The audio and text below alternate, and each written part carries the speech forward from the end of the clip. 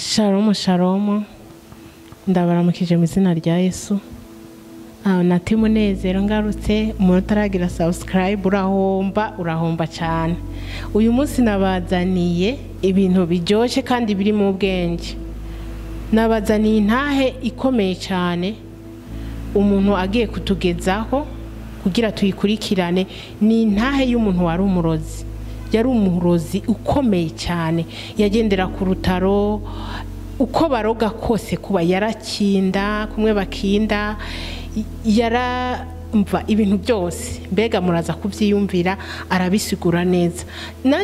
Narayumvirije iyo ntahe numva no yibashikiriza namwe, kuko harimo inyigisho nyinshi. Harimo inyigisho z'uko umuntu agomba kwitwara mu gihe afise ibitero by'abarozi, mu gihe afise abantu baza gukinda ku nzu ziwe, uko asenga nuko abyitwaramo. Hari akantu kanezereye cyane, muraza namwe kukiyumvira ku urugo abarozi badashobora uburyo ruba rumeze. Nshuti mwene data unkurikira, ndakwifuriza gukurikirana iyi ntahe kuva yatangura kugera ihera. Ndazi uzokuramo ibintu bikomeye. Yesu aduhana umugisha. Mukurikire neza, nukuri ntuzocikije udahejeje, wumvirize ingene bimeze. Sawa, ni mukurikirane. Ndabakunda cyane.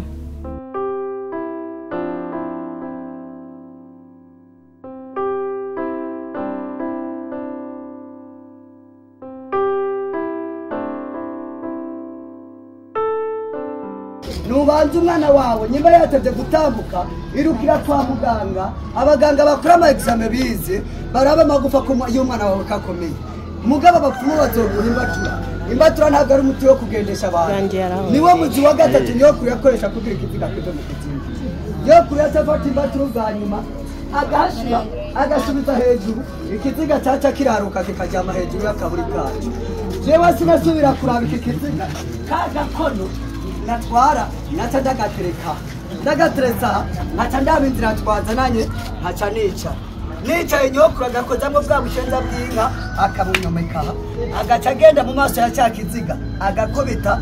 Bivuze ngo icyo kiziga tuzuye kibaye konegita n'ubwonko bwanje n'amaraso yanjye yose, ngira ndagiporoteri. Reka poroteri ijambo ry'Imana, kuko n'ibiziga nabyo poroteri yatasoni ifise. Nyokuru ati va hasi, uvuye hasi na cya kiziga nyokuru ati hoshi, uko natambuka niko cya kiziga caza gikwegwa n'amaraso yande. Kwa kigeza muhira ari kiziga kujya nyene buziga. Nyokuru mu kugitanya n'amaraso yanje yaravise agasafuriya gatoboye hasi no hejuru kariko imiti iteke mu rucato rwiwe. Yaca agenda kandika cya kiziga, agaca afata uduheko tubiri tumeze nk'abageyi mu mutwe wa cya kiziga, agakubita gutya akandi gutya XY. Cya kiziga tuzanye caca gihumura, kigahumura kidakwijiki, kigahumura kidashobora kugira hane. Iyo tuvuye kuzura umuntu nigishwa gukinda, jewe nigishijwe gukinda nkubitwa inkoni zirenze izo nakubitiwe muri se y'umutekano w'igihugu. Mu myaka 16 namaze ndongo y'urwego rw'umutekano rwa gisirikare, hajya hanze kabiri nkagaruka, nta rusasu nokwereka ngo varagiye barangwasha. Inkovu mvise ku mubiri nizo kwigishwa gukinda jone. Iya mbere ngiye aha muri ko murabona kakano. Yego. Aha nyokuru yazatuje muhini w'agafuna ariko anyigisha gukinda, nayumbagirika cararakara arandi. Iyi nyama imaze gutendera ngiye kwafata cyane. Izi nkovu mvise zo kwigishwa. Sinareke yarabandanije aranyigisha gukinda, maze kumenya gukinda neza.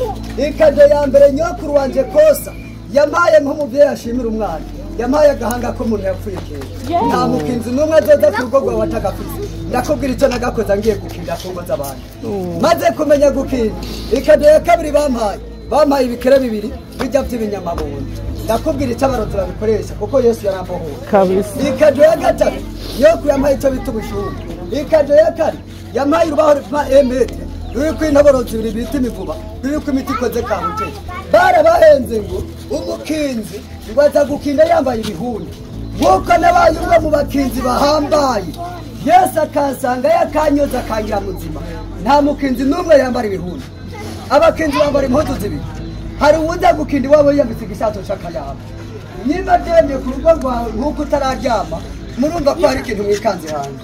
Ugeze ngo uje kuraba yaje yambaye igishato cy'akayabo muguruye uzobona akayabo ariko kagizeni kanyobanyobye kwezi jewe nagende gukinda iminsi yose nambaye igishato cy'imbwa yirabura nyimba nje gukinda ngaha mu Gasenyi hari humba bidasaba ko nca hejuru nkabona barya batama bakorana abana nata nikinga inyuma y'igitoki ngafata izinda zago zimubona havuye ko ntacamuga ako gabubwa aho nyene nata mpinduka iki yambwa nambaye babagabo kuva bare nabacako babona kare yenganya nashika imbere ngasubira nkavuga ngasubira kubumva yangiye kunjeju nafata bwa bushombo nkabushiraha nkafata agahanga nkagashiraha ibikere bibiri kabishiraho ubu by'ubushombo ni iki ubushombo nibwo burangira umukinzi urugo agiye gukinda nimba ari ndi hejuru nabwo buri hasi winjiye mu iparisere yawe bica bitangura kurira amajwi abiri kujya ku buyabo kujya kubona kiva mu ngabo bitwe nani barabatarira bikaboroga mwebwe mwabyise ngo nindaye ubusa bijya sindaye ubusa n'ubushumbu iyo bitanguye kurira jewe ndi hejuru mu kirere agaheko naba nambaye hakaca akanyigana nacamenya ko ngeze hejuru y'urugoje gukinda naca ndekura umurisho nkarabisha hasi rwa rutaro rwanje rukururuka nkaruvako nkagira ukuru gasubira hejuru ku ngingiri naca mpagarara hanyere naca mfata igikere ca mbere nkakirekura kikazunguruka inzu yawe kigeze ku idirisha kikaryama naca menya ko aho kiryamye niho umugabo n'umugore ngiye gukinda ko bajyanye batombereje iki umutwe umukinzi ntazogukindira ku mirambizo agukindira ku mutwe wawe nta kindi kamwereka atari gikere naca mfata igikere ca kabiri nkakirekura kigiye kikagumayo cyaba kimbwiye ko uyu mugabo asinziriye umukondora gusa kigiye kikagaruka cyaba kimbwiye ko ngiye gukinda ku mugabo adasinziriye iyo nababonye ko ngiye gukinda ku mugabo adasinziriye kagahanga nyokuru yatangura kumva naca ntangura kugakoresha rero naca ndagashingisha akadakomokomo harya ku musego wayo noneho gakubita kuri bwe najya iwanje kuri izi ndasago zibiri mubona gakubita kuri bwe najya ku gahanga gakubita ko gasubira gakubita kuri ni jya ku gahanga bivuze ngo abo muri iyo nzu bose umugabo ari maso si umukenyezi n'abana ngira ndabahindura iki abapfu babyita ngo ni ukuzindika naca nsubira nkagatereka ibi binogo by'amaso n'amenyo biriya bindari mu kibambazi nkaca ndagashinga ko amenyo aha mu rwikorereza nkagira ngo nende bakuzindikishije agahanga wa mugabo we wa mukenyezi we wa musore n'umwigeme uzovyibwira nk'umwe uri maso wumva umegana ikintu kiguhwikiye kapu ugatera uyama bakagukinda mugabo muzima wumva umenga uri kurarota ukamenga n'uwo murozi uramubona ariko kunyagaza urutoki wapi iyo usenga wumva uri kurigwanira ngo mitsi bikanka ko turitsa mu izina rya nde rya Yesu narakinda nkimariza ndaza tuti none bijya twumva ku mabati nk'imicanga ntabwo barabukoresheje ibyo burozi narabukoresheje n'aka kaboko kanjye babwita umusarenda ntibuze bugukanga nejo batanguye kumva babumije aho usenga hose Imana irakuzi byuka nawe usengera amazi mu gitondo umijeko babimija ku nzu yawe itoro 6 iyo bakwije 6 niho barungika uburozi rero buhambaye bwitwa umuvuguta uzokumva mu gicugo aho mujyamye hejuru ku mabati umenga nikiyabo gitibutse kiva mu kirere ku mabati ngo cyangwa gigi hasi ngo gigu ukaraba icyo kintu cyatibutse ukaraba amajanja y'akayabaho kahonyonye ukaba abantu benshi bazi ngo umuntu asenga ntibamuroga umuntu asenga baramuroga bakamwumisha urugo rwaduhanga kuroga ariko n'uno munsi rugihanze abarozi kuroga n'urugo rumwe yarukwifurije we wagira ubuntu n'Imana akombereza iyi ntara urugo rwatugora kuroga ariko n'uno munsi rugihanze abarozi kuroga n'urugo rw'umugabo n'umukenyezi wiwe nubwo mutoba mufise idini na rimwe musengamwe ariko mukamba mwifataniye mu urugo rw'umugabo n'umugore bakundanye wangu kururoga twaracuruguta bikanga yo kuragacuruguta n'abarozi biwe bikanga byase yaca mpereza ifu yera sinari bwayimenye izina noyivuze kuko nta nyungu ndabifisemo agacaza ngo he mwana ngo yarigize ikinani ngo genda umemere imbere y'umuryango iwe acanza wewe waratunaniye tugira turoga isi nayo guhinduka babyeyi ntitwase abana bakinira iwacu ariko tubasenge kuko barungikanwa ibintu mu buryo batazi ntacanza ndiko ndakina n'abandi bana imbere y'umuryango wawe nta mije muri mwebwe babiri umukenyezi n'umutaba wiwe ubatangura kwinjira agatambuka wamurozi usubira guhuza na mugenzi we wapi mwarashihagurana mugakubetana mpaka tukabona ukuntu tubaroga nizo mpamvu nababwira tuti niwabona urugo rw'umubanyi wawe muramwumpereza mutamarenga niwabona urugo rw'umubanyi wawe wampa mwinduru nubwo yoba yaragukoreye ikibi reka kumutwenga wifashe mu mafi zirisha mu kike ziraririmba muharire umusengere umwitangire imana itabara urwo rugo kuko ingo nyinshi ziriko zigomorwa n'amarera nyokuru yarashobora gufata umwana wawe umuhetse akaburya utunuma wowe ukamucishurira umwana ukamumuha akamusimbagiza hari haharabura urubyino bavuga ngo uraho runyenyeri wari wambaye agasimbagiza wowe mu buvyeyi ukibaza ngo ni umukecuru akunda iki nyokuru arinze akinisha umwana wawe yaba ariko amusiga uburozi yategekanije ko mw'ijoro aheva mu ntuma nze kumutoratora turamukindisha ijoro ryose narababwiye mubonye bukeye tuzoshima Imana niyo twugarira yose iyo nyokuru ntumye umwana wawe ngo tumukindane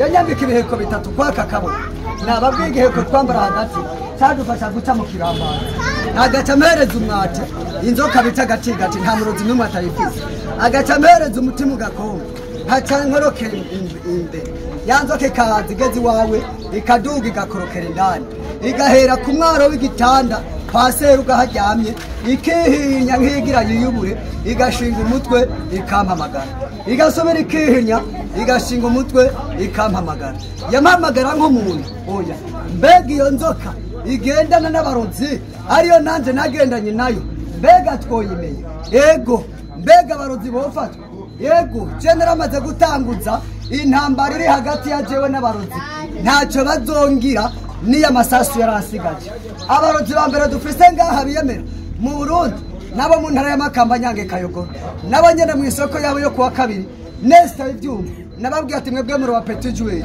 muja kubuhaha ariko jewe narinzi kubukora mwambe dufashe cyane ya nzoka iyo nzoka igendana n'abarozi iyo yinjiye mu rugo rwawe nubwo atambe baziba zihari wumva umega n'imbeba mw'ijoro ziriko ziniganira hejuru ku matanga y'inzu izwiragira kujya kw'imbeba ya mushushu izwiriye kabiri ndaca mfata akaboko ku gihome pu naca nisanga mu mfuruka ku mutwe w'igitanda aha hose n'abandi amenye uko navutse haca negera uburiri nkurirako ngatambuka serugo ngatambuka ina rugo hasubira nkisubiriza nkagaruka uku gasubira nkisubiriza nkagira uku nkaca mfata wa muti mfise aha nkawutera wa mwana nkaca ndamuterura hamwe ndahamukuye nkasuka umuti usigaye uyu muti bahasuka mu nyuma mbega werekana iki mwebwe abavyeyi nimwaza kwikangura bataramugarukana muguma mubona ari hari umuntu wese batwaye abarozi yaba ukuza cyangwa umwana bamugarukana saa 9